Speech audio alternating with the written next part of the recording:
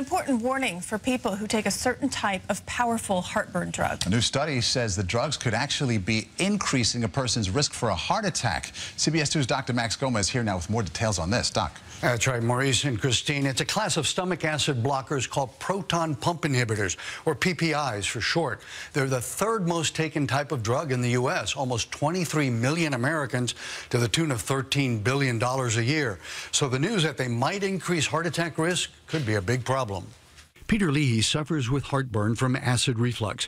He started taking acid-blocking drugs called proton pump inhibitors, or PPIs, to beat back the symptoms. It progressively got worse to the point where one day in particular I felt a lot of discomfort in my chest. Now a new large study from Houston Methodist Hospital shows people who take PPIs may be more likely to have a heart attack.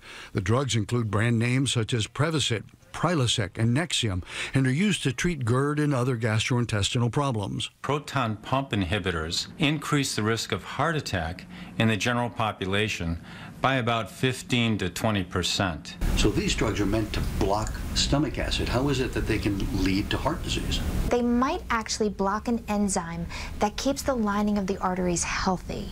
And if that happens and the lining of the arteries gets stiff, that's the beginning of atherosclerosis. That's the beginning of plaque in the arteries. The good news is that other acid blockers called H2 blockers did not pose a heart risk.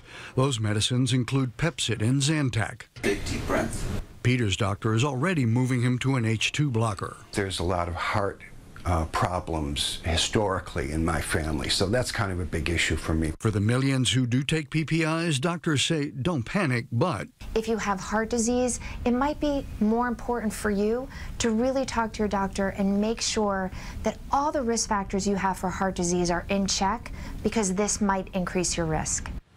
Dr. Steinbaum also cautions against self-medicating with PPIs, since some are available over the counter.